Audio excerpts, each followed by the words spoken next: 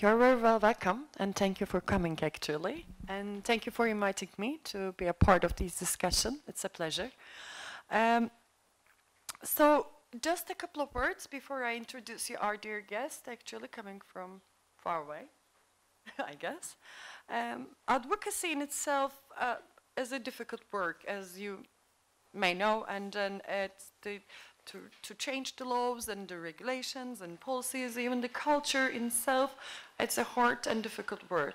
And for particularly the minority groups, the disadvantaged groups, the vulnerable groups, it's much more harder to reach the resources, to reach the necessary network to make these changes. And as Meriç has already mentioned, with the rise of right-wing and nationalism, the civil society is shrinking, particularly for the civil and political rights. So, which means for the minority groups, particularly, it's getting much more difficult.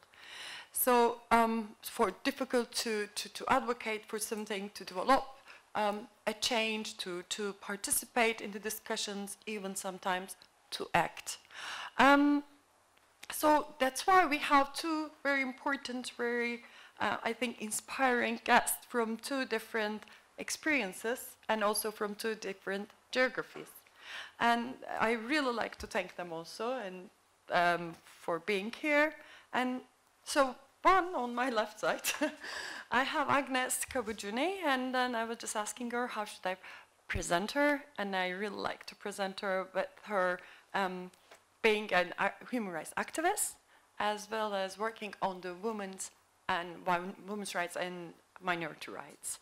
So, very well welcome. Thank you. And I have on my right Atanas Zahariev, and he is also working on human rights policy and advocacy policy issues, and particularly work on Roma rights. And it will be a pleasure to listen. So, how we will going to proceed? We are going to start with Agnes, if it's okay. And then we are going to go with their discussions from 15 to 20 minutes. Then we are going to go with Atanas, and then he's going to share his speech with us, and then experiences, again, from 15 to 20 minutes. And afterwards, we are going to have the question and answer part. And I think Meriç is going to say something else. No, I'm gonna yes, okay. Presentation. Thank you. Okay. Maybe. Put this one on. Yes. Good afternoon, everybody.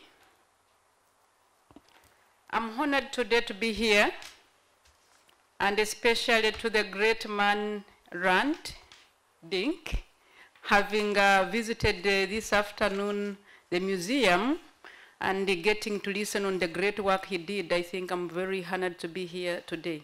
So my presentation, they have already introduced my name. And I would like to do a little bit that my work in human rights started with women and children. And why I would say, and I'm an unrepentant activist, there is a time when I used to drag men to court, to drag fathers to court for related simple things that you take for granted, and all coming from social norms and negative cultural practices in our societies. But I will largely present on my current work with ethnic and indigenous minorities in Africa.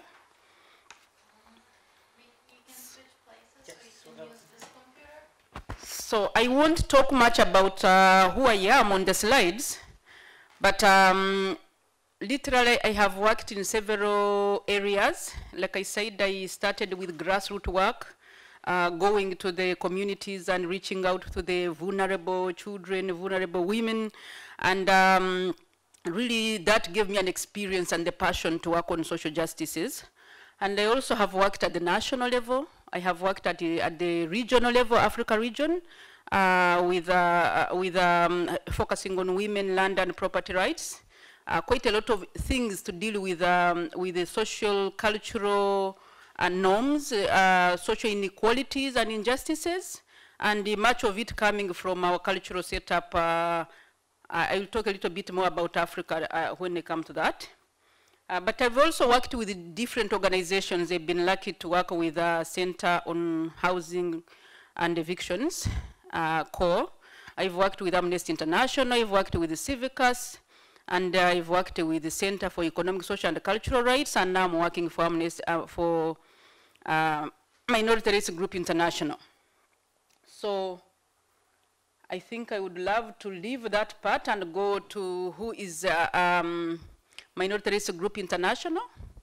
And Minority Rights Group International, we work to protect the rights of ethnic minorities, ethnic, religious, linguistic, national minorities around the world. And I'm the Africa Regional Manager, responsible for working on the Africa region.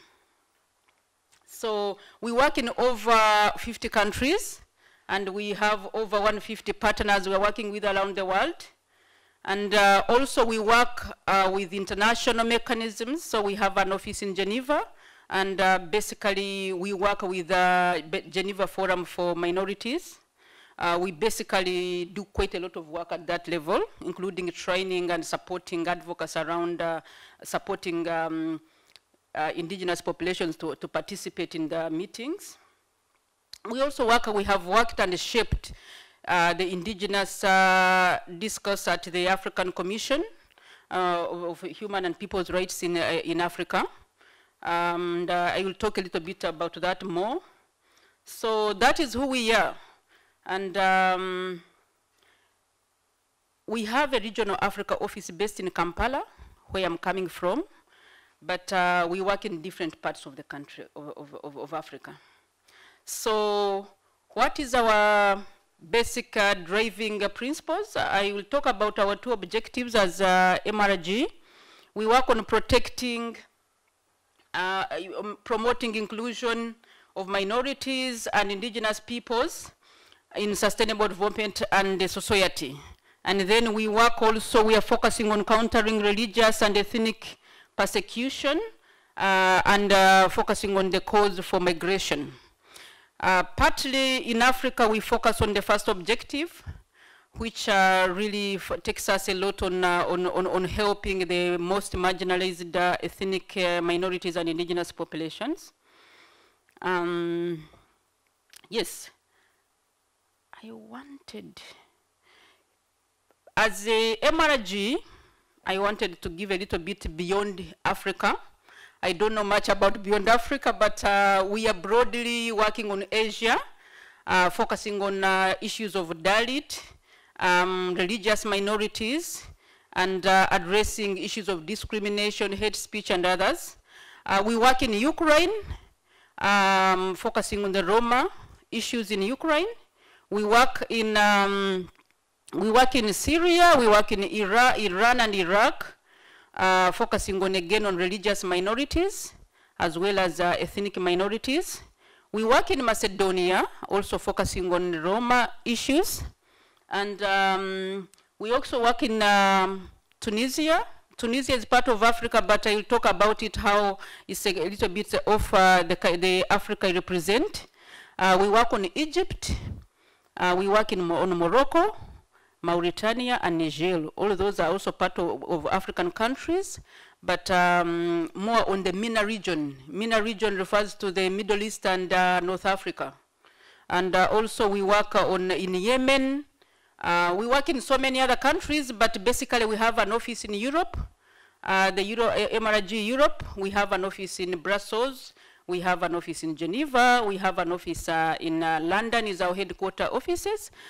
So we are broadly focusing on various issues, especially on objective 2, focusing on migration, focusing on migration and violent extremism, basically focusing on refugees and asylum seekers in Europe, and statelessness issues around Europe. So we work on that kind of level of broadness. But I will present on Africa. And I have this map. It's drawn partially by me in my hands. I tried to highlight where we work. First of all, I would like to say Africa is a continent of diverse people. And it's a continent where it's difficult to talk about indigenous people and talk about ethnic minorities, because everybody claims to be indigenous. So, and Africa is also like I said, it's diverse, but also it's a very delicate country, a continent that was divided not by the people, but by the colonizers.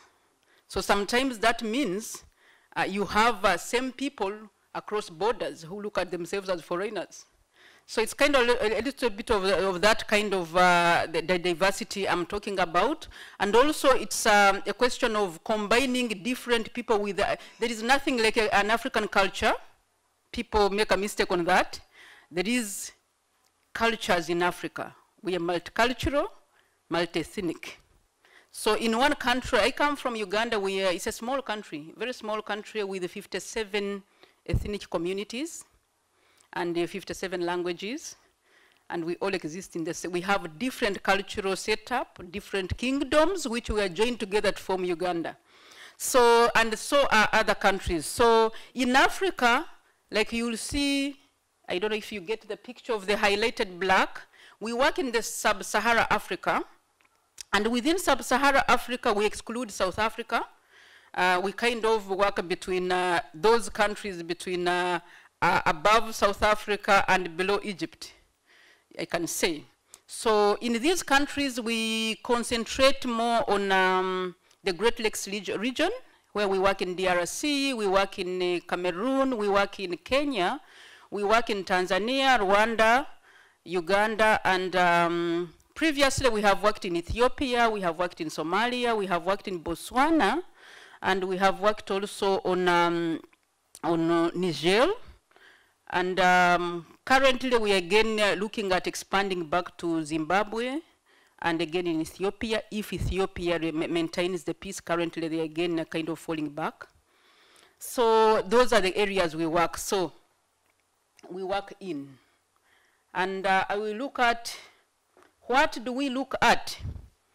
In this particular area, Africa is since 2009, we made 1 billion people.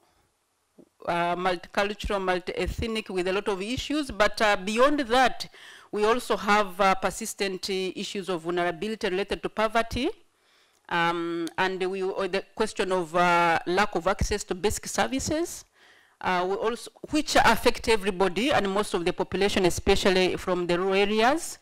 We work on the question of promoting gender equality, and also, yeah, I talked about access to services, so we focus on sustainable, popularizing sustainable development goals in view of indigenous and ethnic minorities.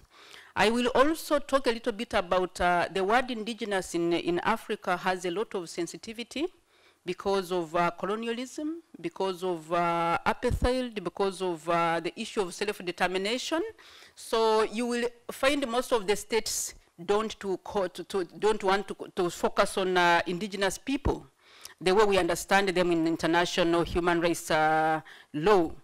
But also the question of everybody thinking we are indigenous. Therefore, why should we talk about indigenous people? So indigenous people in this discussion, we mean those understood by and defined by the UN Declaration on Indigenous Populations, which basically not necessarily, for the African particular, at the discussion of the declaration, a lot of debate went through at the African Commission, and a lot of interpretation came around. But the interpretation from the African Commission focuses on people, indigenous population, as those population who have maintained their culture, have maintained their identity, and identify themselves as indigenous.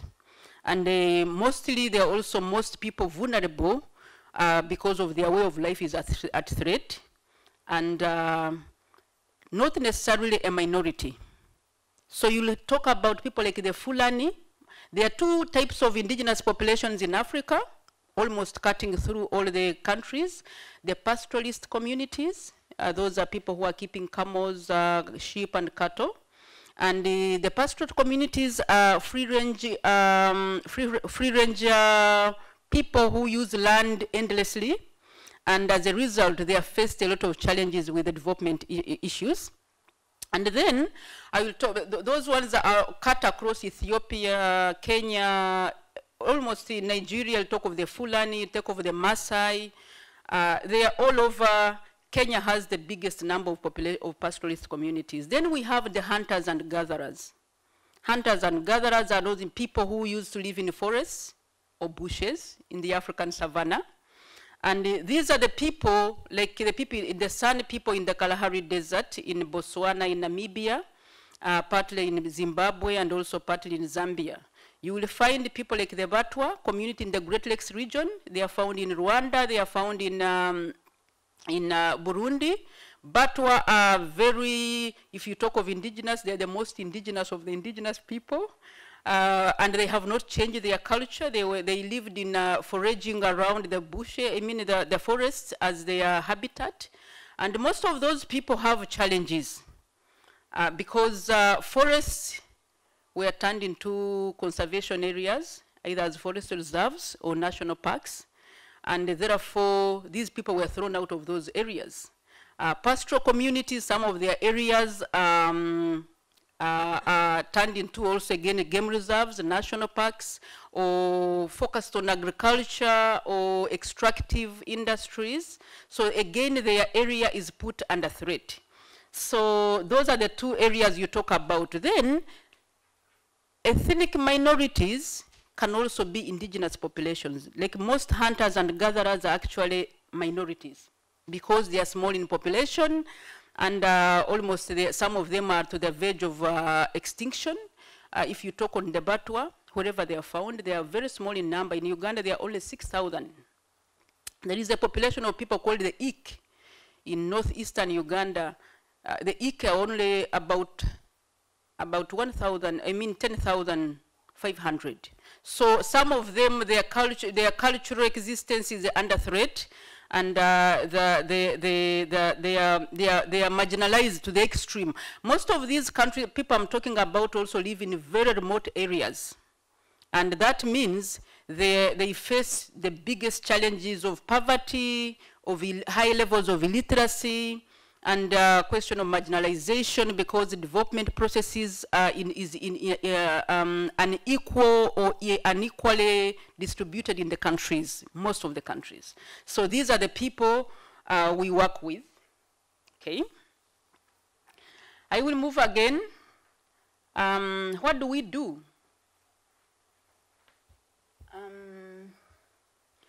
Basically, I want to jump this one and go to what can help me not repeat. What do we target at? If you look at this diagram, it gives you 4 issues. We focus on land primarily. Most of our work has been on land because, like I told you, these people live in precarious land tenure systems. And most of the land is unregistered land, customarily owned, not documented, and therefore very vulnerable to land claims, and also they are most of the time ignored by the governments. Like the issue of recognition, I said if you talk to any government official, will tell you, but we are all indigenous, so what is special about them? So the question of not of recognition, so most of their land is targeted for investment without consulting them, without seeking their consent, without compensation, and most of those eviction issues we deal with is just people who were forcefully forced out of their land. We deal with land and land is connected to poverty, is connected to food security, is connected to health, education, and economic livelihoods. So that's why we'll talk about that particular pillar. We focus on the question of socio-economic rights, specifically on the right to education, the right to health, food security, decent work. Those are the pertinent issues related to service delivery. We have largely been so much involved with land that we have neglected this particular area, but now we are focusing it almost like in 4 countries, looking at getting the government to recognize, to extend the services. And then we also work on the question of decision making. We realize that most of the time, because of the numeracy inferiority of the most ethnic communities, they are excluded in terms of political representation. They are excluded in terms of representation at development programs and decision-making levels. And as a result, their needs are never integrated into the mine development agendas at country level, in terms of policy and law. A lot of gap exists in terms of reaching out to these people. And we believe that if they were represented, they would better front their issues. And thirdly, we focus on building the capacity and helping and supporting access to justice. Broadly, those are the areas, but in my presentation, I looked at what we are doing. I want to go into the details of that. The question is, what is our approach?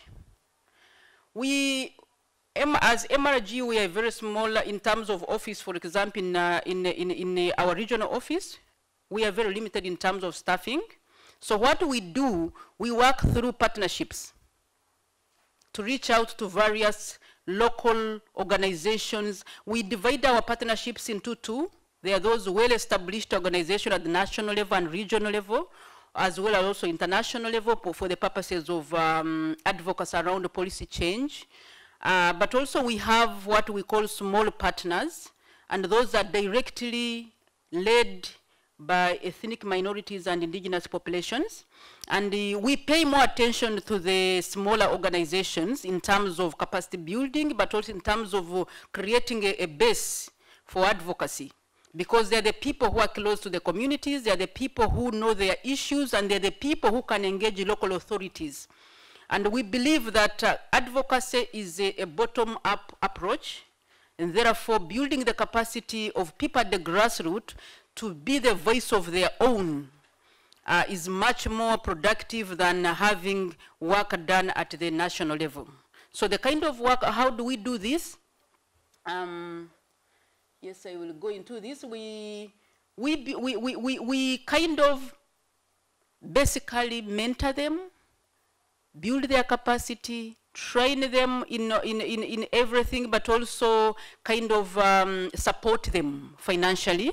We give them like small grants so that they are able to stand on their own. But also, we design projects and move along with them so that they can engage and hold their local governments accountable.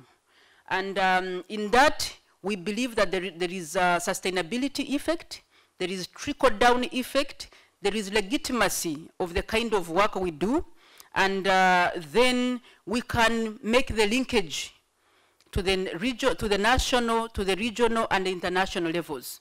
So once we have those particular organizations, for every country, it depends on the ethnic minorities we are focusing on. For example, if I focus on Kenya, like I said, there are several indigenous populations. So we have a number of organizations depending on the vulnerability of a particular ethnic minority or indigenous population.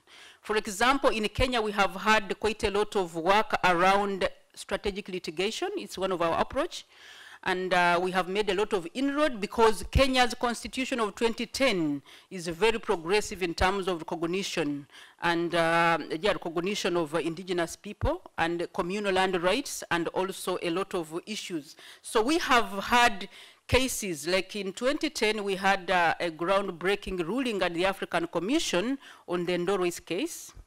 In 2017, we had another groundbreaking, the first of its kind case at the African Court of Justice, where we took up the Ogiek. Ogiek is a very small hunters and gatherers living in Mau Forest in Kenya.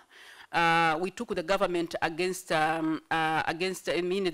supported the Ogiek to take the government to court, to the African Commission, who referred the case to the African Court of Justice. And like after 7 years, we got a very progressive ruling in 2010, seeking the government to protect the rights, the ancestral rights and claims of land of the Ogiek forest, the Mau Forest. The Mau Forest is a huge forest covering almost like 4 different regions of Kenya. And again, the government, the ruling also directing the government to do reparations to the community who were already evicted. Remaining? 1 minute. 1 minute remaining. Okay. So Again, with the established partners, we also engage at the regional level and the international level. With the African Commission, we really do we guide also sometimes and strengthen the capacity of the actors at the African region, but also at the international level, we support the grassroots people, the indigenous people themselves, to go and participate and bring their issues, because we believe the participation and the voices of the indigenous populations taken at those levels is much better than us representing them. We don't represent them, they represent themselves. We facilitate. So with that 1 minute, I will talk about a little bit of the challenges.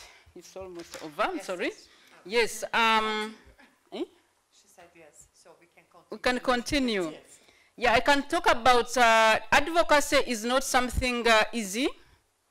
For example, some countries don't recognize, some do recognize indigenous and ethnic minority issues. For example, in Rwanda, you can risk arrest because the government, since the genocide of 1994, believe all ethnic communities don't exist. Rwandese exist. And therefore, the Batwa communities we fight for, you can't mention them. They are called historically marginalized people. And that word is so big that everybody can be marginalized. And therefore, you tread carefully, you use their language. In other countries like Kenya, depending on the political interference especially, if the government is interested in evictions because of investment and courting investors, it's going to be very difficult for you to push issues. So I told you we have 2 groundbreaking cases in Kenya up to now, since 2010. Those cases have never been implemented. 2017, there is a very slow pace at which government is responding to implementation of those cases because you have to weigh the political interest of the government and the protection of indigenous and ethnic minorities. And most of the time, government takes the side of the political interest. And also the question of the issue of balancing conservation and the presence of hunters and gatherers in forests is an issue we are discussing. But we are also not sitting back. We are thinking of now going back and redefining and helping the ethnic minorities understand their value, their role in the protection of the environment, their role in climate change, on addressing issues of climate change, and being able to gather evidence and present evidence to back up their claim over those resources, to convince the government that the best custodians of those environment. Because we all know that the San people have been in the Kalahari Desert as long as maybe 60 years ago, 60,000 years ago, or 30,000 years ago, and those spaces were not environmentally degraded. So the question, are they the people degrading? So if you go to the forest in Kenya where we have had cases, those people lived in those forests for years and years, over 30,000 years or more, and the forests were as green as they are not now. So we are trying to help them to be the monitors of those forests, to know the people, like the people who are illegally doing the logging, the land grabbing by those government officials, and yet come around and address and turn around and accuse the ethnic minorities. So those challenges of the shrinking civil society space, in most of the countries we are working, for example, Uganda has all draconian law around freedom of assembly, freedom of association, and in terms of extractives, also the government has political interest in extractives. Kenya is founding oil, the Turkana, people around Lake Turkana are being threatened. So the question of us, with the shrinking civil society space, we have to tread carefully. We had to withdraw from Ethiopia throughout the time when they were undergoing, the civil society was almost closed. They only opened up last year, but as I talk now, there is a kind of relapse. In one of the regions, there was a kind of an attempted coup in Ethiopia, so you are worried whether they will go back into the dark days. But sometimes, again, you have to tread carefully in terms of the protection of human rights defenders. So we have target those land rights defenders. We are kind of now training and empowering indigenous and ethnic minority land rights defenders, and as well as other defenders of other issues, so that they are able to stand on their own. So the challenges are always there. The use of, I was asked to present on what was traditional advocacy versus the new challenges, I mean the new forms of advocacy. In this era of technology, a lot of work can be done through social media and internet, but I want to tell you a fraction of rural areas in Africa use internet, do access social media or have smartphones. So that is not an option. But sometimes even with organizations that can access it, there is a lot of limited knowledge and use of these social media. But as MRG, we've been training. We have had training, online trainings for indigenous minorities and ethnic minorities on online trainings, and also engaging them on, we have a newsroom where people can directly talk about their issues, and to encourage them to use technology. But that is a gap. It's a huge gap that we're not addressing issues. There is also the question of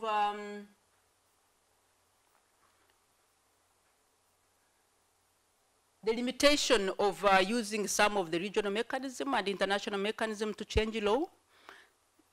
It's not mandatory. It's not that the government can really respect those recommendations or concluding observations coming from the UN, from the African Commission. But the good thing, they create pressure. They create pressure, they create a basis for advocacy.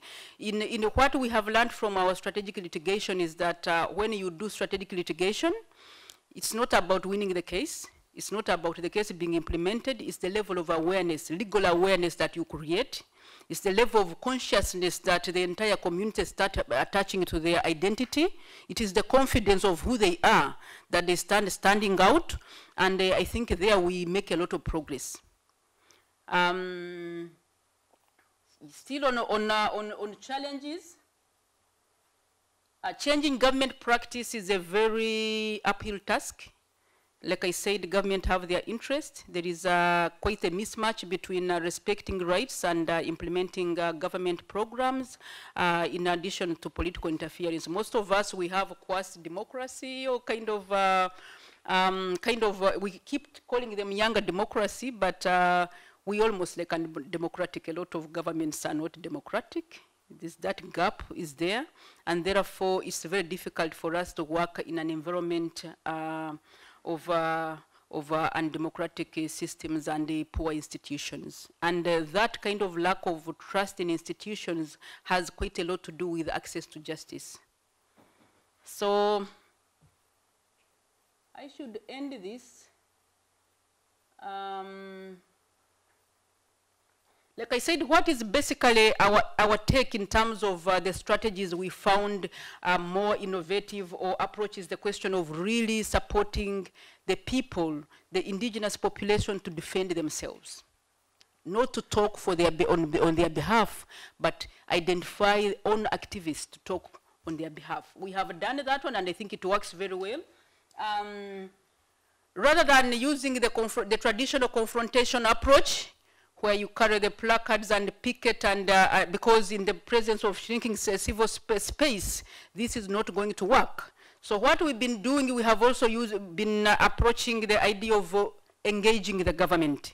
Like for example, with the implementation of the Ogiek case in Kenya, we are creating, the government created, and they also responding to their own obligation, created a task force on the implementation of the case. So we are tapping into the task force and creating that kind of mutual engagement, because we all achieve the same objective. And it's working because we kind of bring our knowledge, we bring our research, we bring the grassroots experience and reality, and then we are getting the government to listen. I have done that one in Uganda personally, working with the institutions in Uganda, to bring on table a coalition of different organizations on indigenous and ethnic minorities to engage with the government, the related institution in the government. And we realized they have the mandate, but they also have political fear.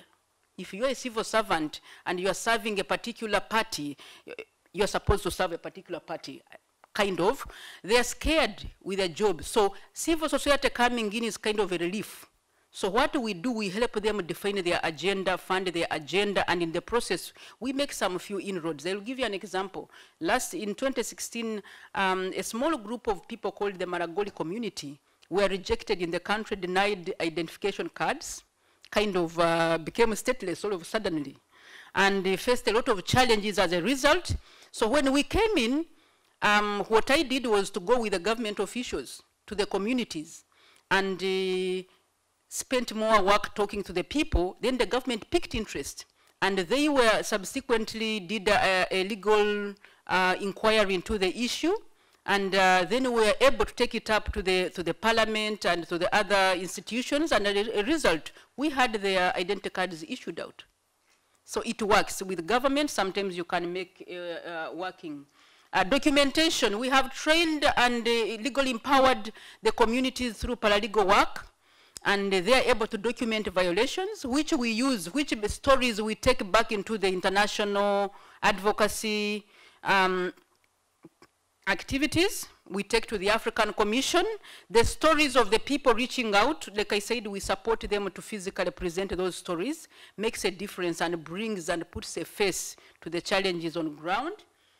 Utilizing the virtual spaces, like I said, we're having a challenge of reaching out to the rural population because they don't access internet. But for the partners, established partners, rather than meeting, we also do a lot of virtual spaces, creating networking virtually across countries and within countries to be able to connect the different organizations working on indigenous populations.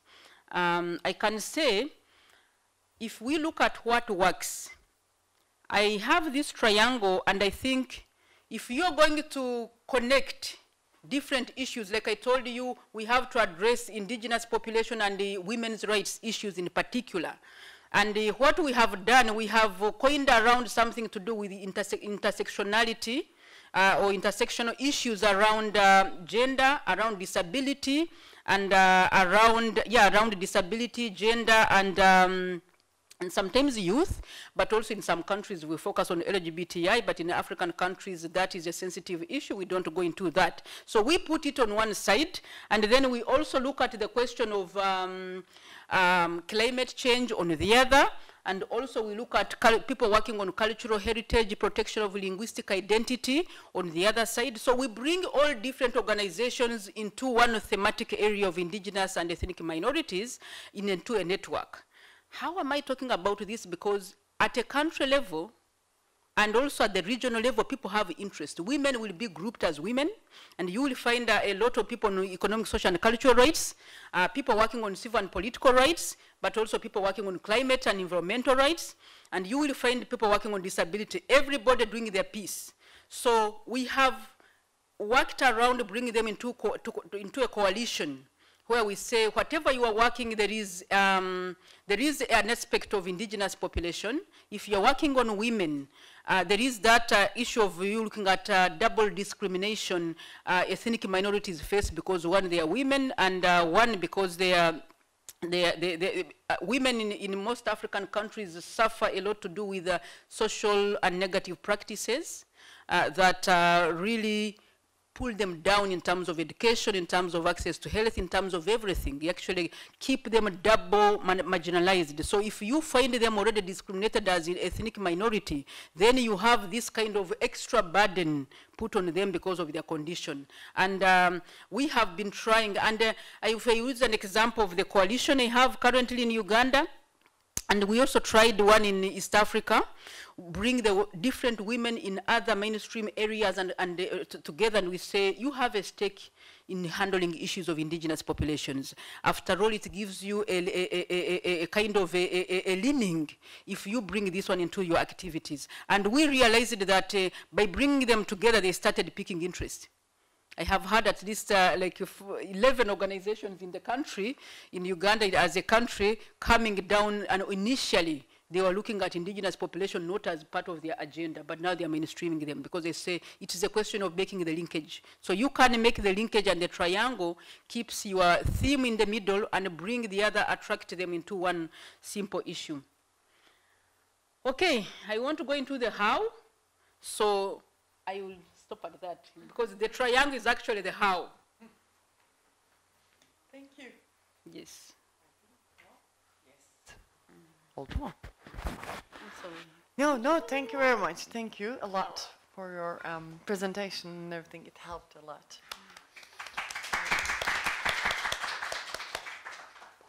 So, hi.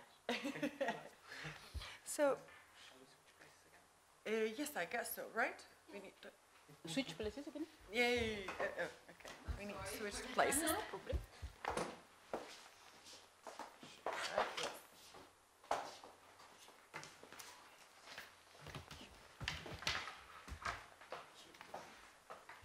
Do you need this?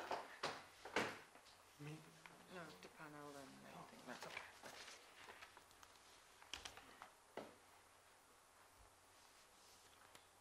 And again, I think we are going to exceed a little bit the 20 minutes. So you get almost 30, let's say, I guess. Hello, can you hear me? Yes. So, first of all, thank you for the invitation. Thank you for organizing this event. Thank you to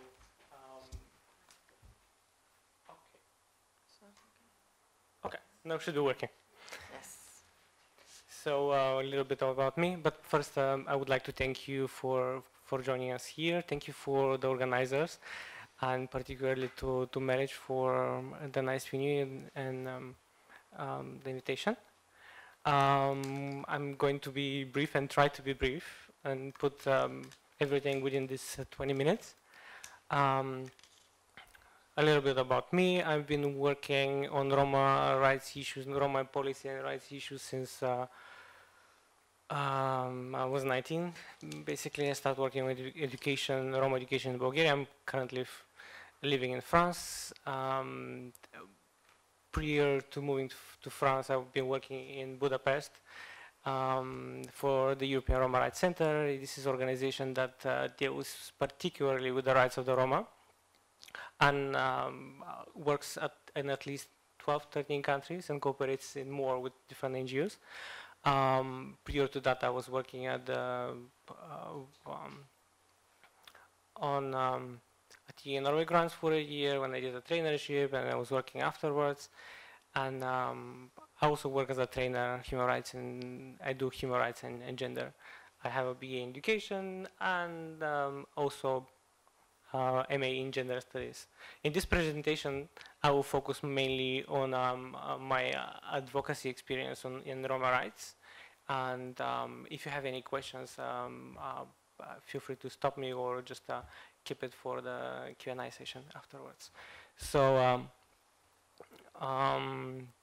what I'm focusing on is basically more on the European context, which basically deals with the EU countries, but also the so-called pre-accession countries or the Western Balkans, and not only, Ukraine as well.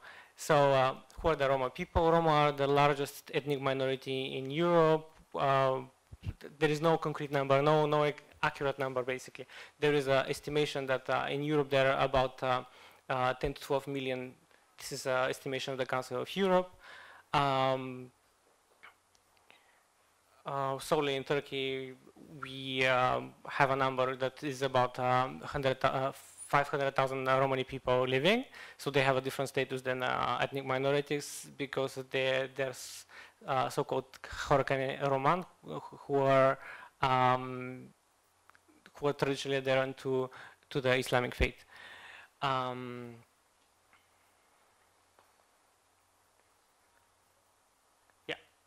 I will focus basically on what we call successes and downfalls in Roma inclusion and Roma rights. So there is, first of all, I need to make a distinction of what is basically, these are two main approaches when you talk about addressing Roma issues in Europe. And then the first one is kind of Roma inclusion, basically it's more of a policy work, soft approaches, funding, etc. While Roma rights is, I would say, more of a on the legal side. And like raising questions in court, basically, and beyond court, advocating on from the national, international level to local level. So where do we start, actually?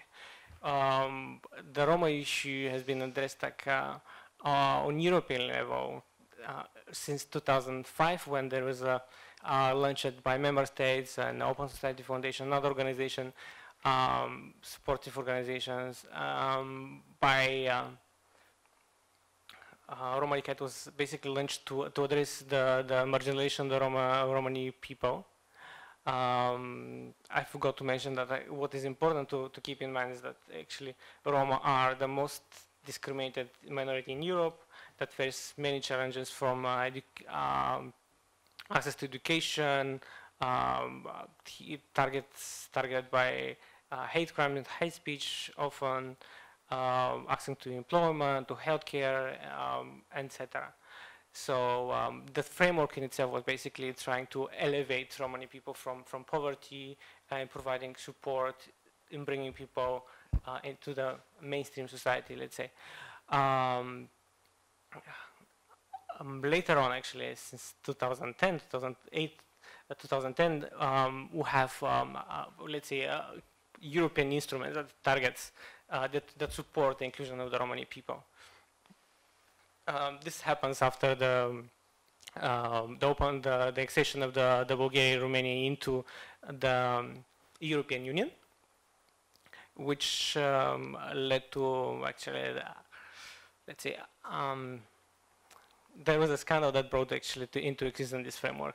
The framework was what happened beforehand was basically that opening borders to Romani people in France and Italy.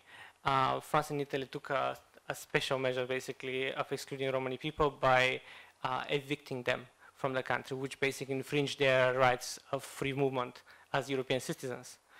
This brought international outcry. Organizations such as European Roma Rights Center have looked into the issue thoroughly, provided evidence to the European Commission that this is happening, and this is a question, I would say, question of institutional racism towards particularly targeting Romani people. So this led to international outcry on the European scene. And then there was a commitment from the side of the European Commission and member states to provide an institutional framework for integration and support of the Romani people. So there was this framework linked to the so-called national Roma integration strategies into existence, which basically try to bring support for Romani people in several areas: education, healthcare, employment, and what else.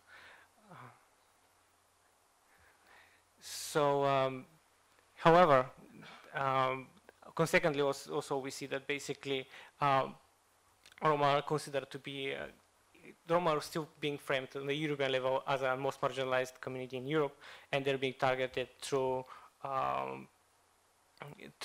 various initiatives. And like basically this is the policy level.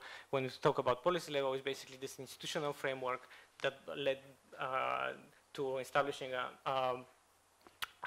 national integration plans, but also local plans and action plans, and establishing of national contact points for Roma inclusion.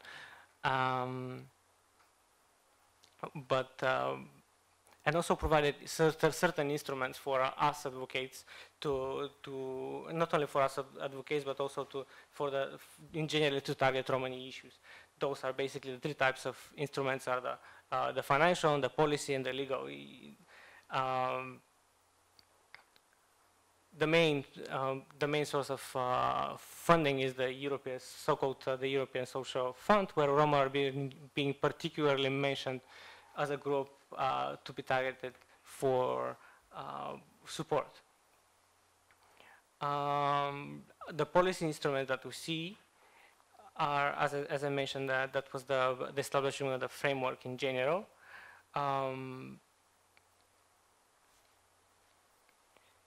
What else we can actually see as possibility and in successes, actually, the policy success is basically having this framework, having those instruments. From the legal side, we also have a so-called Race Equality Directive, which basically is helping minority in regards to, it's a legislative instrument that that advocates, we as advocates often refers to. We can also address the Roma issue beyond the scope of the European Union and the accession countries through the IPA funding, but also the so-called the cycle of monitoring the state progress towards EU, gives an opportunity to also to look into the minority rights, which basically is in the so-called chapter 2021. But this actually in EU and beyond EU, we have the opportunity as people working outside the institutions to NGO workers, basically human rights advocates, to participate in addressing those challenges by monitoring the situation. And the Commission also organizes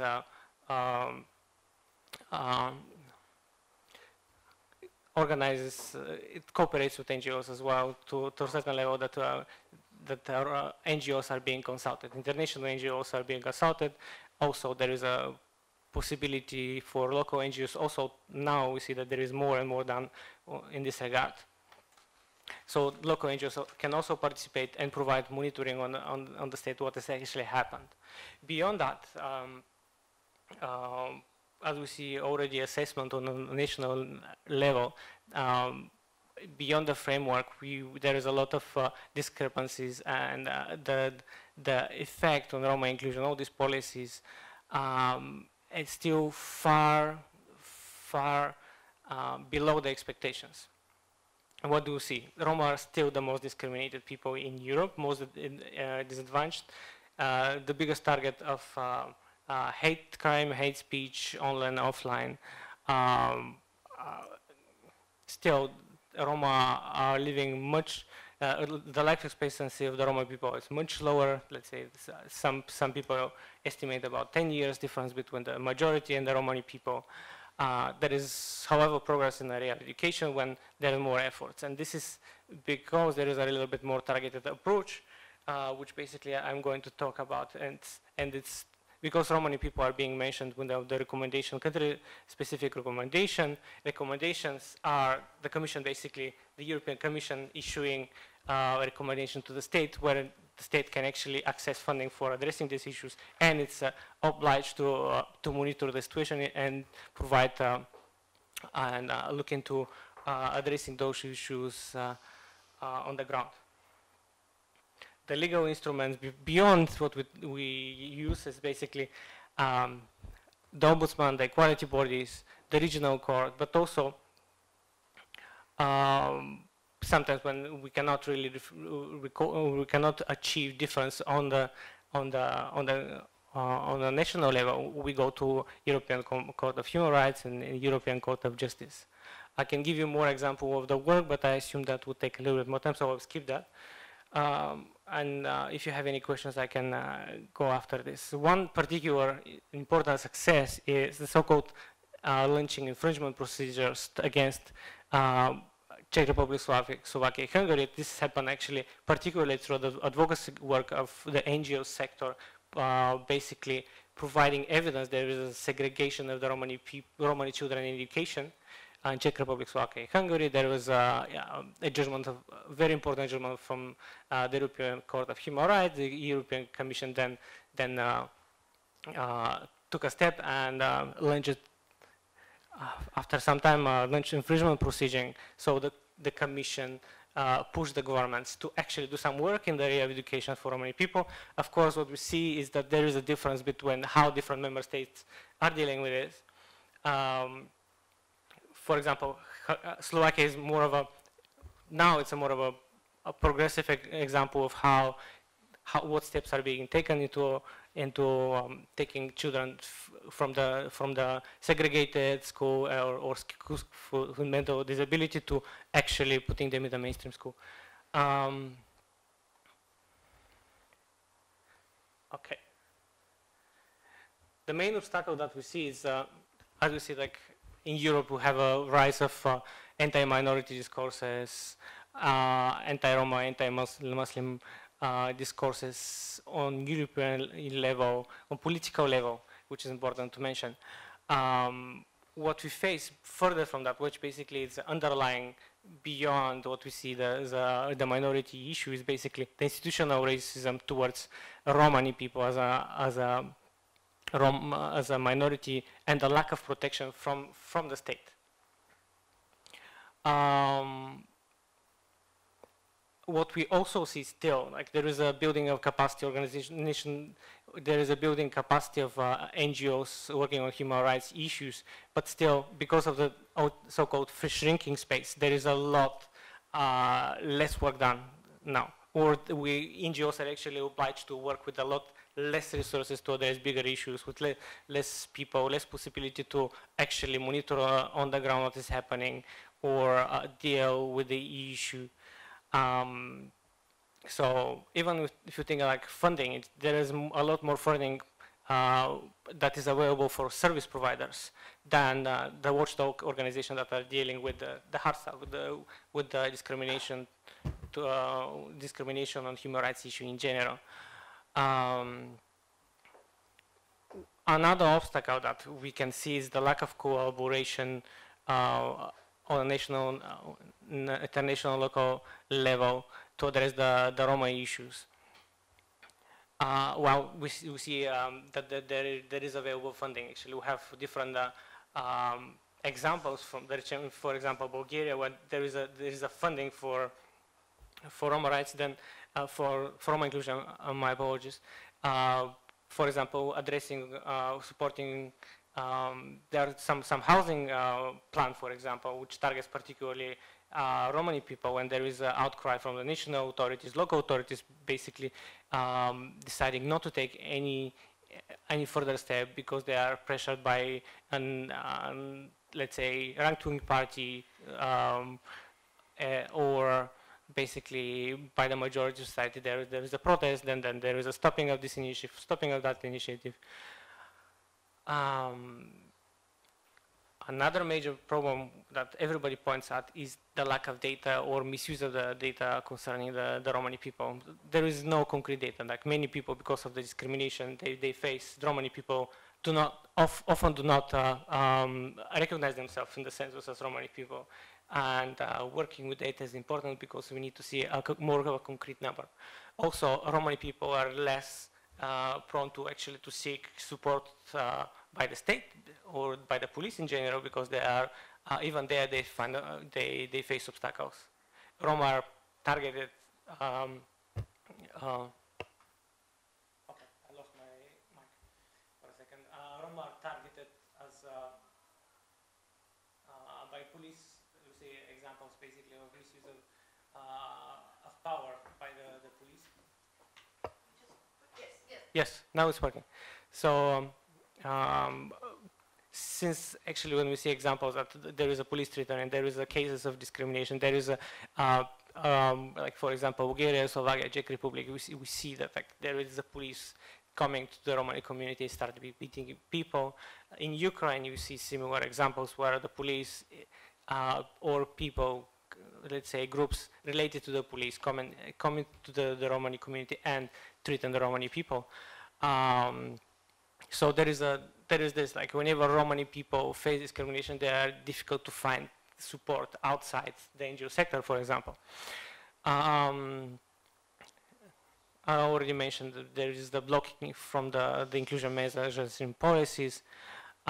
With some cases we see basically proposing anti-Roma policies in Bulgaria, Czech Republic, Slovakia, Hungary. In Bulgaria, example is basically demolishing. There was a plan for demolishing of housing of Romani people. This is happening, targeting particularly Romani people as they live in a so-called illegal housing. While there is a number of cases, a number of illegal housing that do not belong to Roma. They are not being threatened at all by the state authority. How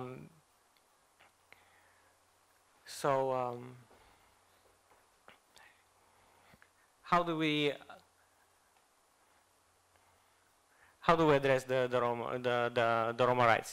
That's actually seeing the picture in general doesn't look so great. We see that there is the rise of nationalism, Roma are being more and more targeted. There is more misuse of power, more discrimination, government turning back to like from the segregation to the segregation of Romani people. In Italy, for example, we see that with the new government is targeting even more clearly Romani people as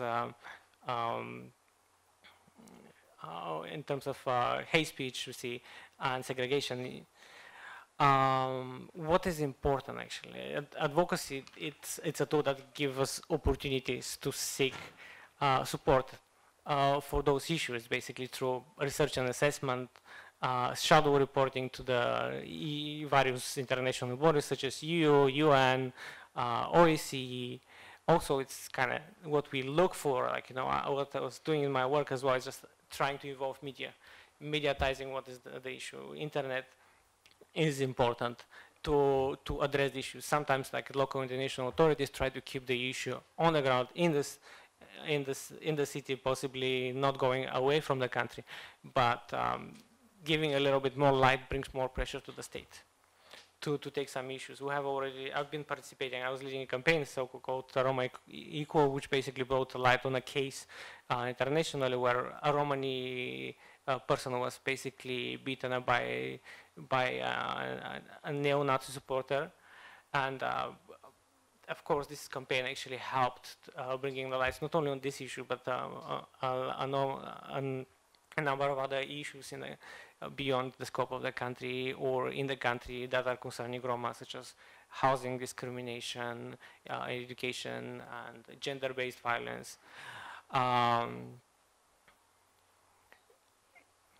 So blame and shame is important. This approach, I would say, it's brought also helped us to actually to have a framework on the European level. 5 minutes. Okay, I'm done. Cooperation with other stakeholders and NGOs is important. This is what we've been doing on national level, bringing actually institutional capacity, building the capacity of the local NGOs so they can actually advocate better, bring the issue, monitor better the situation, being able to take those issues up and knowing to whom to refer when there is a case of discrimination. I mean, is there any recipe that that is possible to work successfully with member states? With like states in general. There is no single right approach, but basically, as already mentioned, there are some. We need the cooperation sometimes with the member states, supporting them, providing solutions possible, trying to address the issue collectively, looking the issue a little bit beyond the scope of Romani rights, like access to water, statelessness, for example, healthcare, and use of media communication, which basically is particularly important. In my work, what I've actually seen is when we talk about liberal democracy, let's so-called, like, you know, more established democracies in Europe and illiberal democracies in Europe. There is no so big difference when we're talking about minorities. Of course, there are different cases in different countries that are more a difficult case to work. But when we see with the rise of nationalism, anti-minority discourses, minority issues are dealt in a similar vein in the West or in the East as well. It's not about Slovakia, Czech Republic, and Hungary. We see cases in of discrimination throughout Europe, UK, France, and of course there is always discrimination happening in different ways, but when you recognize it in a state, let's say we would expect liberal, like democratic states with a certain level of democratic values to act upon, so to bring justice to victims. We do not necessarily see it. France is a very good example of this, actually. The eviction of Romani people continues since 2008. There are about 20,000 people living in in Ile-de-France, basically around the capital, and they're constantly evicted. They're targeted. There's ethnic targeting of the Romani people, which basically is never framed as such and never recognized. So, yeah, a good example of like working with Slovakia, which basically it's been like a more dubious example. We, as myself in my work, I know about cases of segregation, coercive sterilization of Romani people, or policing of the Romani people, while some of the issues have never really moved. But with the new government, the Slovak president himself took initiative to promote educational of the Romani people. So to me, what is important when you talk about advocacy, finishing in 2 minutes. We have time. I'm sorry, I hope I didn't really bore you to death. So I'll try to keep quick. So what is important to look at is basically where we stand. And the so-called theory of change is important to actually give us a framework to see what we can do, what activity, what we can measure, and what is beyond the scope and beyond our what we can influence or we cannot influence as a stakeholder. Where is actually good to, what is possible to do in this case, and where we can focus, where it's basically not possible to focus. So for example, Russia is an example where the European Roma Rights Center has moved away because of we couldn't really. No legal instruments, no legal instrument actually could help. Pressure from the international community did not work there. So we, not myself, but like the organization needed to move away from them and basically targeting other issues in different countries where you actually can make a change. Yes, that's more or less what I would say. Like what we see as a way forward, or what is a working recipe, it's difficult to say, but like we need to think a little bit more beyond the scope, whether we can link to a larger issues, or whether we can cooperate with various actors, finding the right people within organization, institutions that we can actually work with and support them to advance the agenda that we are seeking, and also being aware of the political changes and structures and the possibility of raising certain issues. And of course, one of the most important things is the better use of communication and advocacy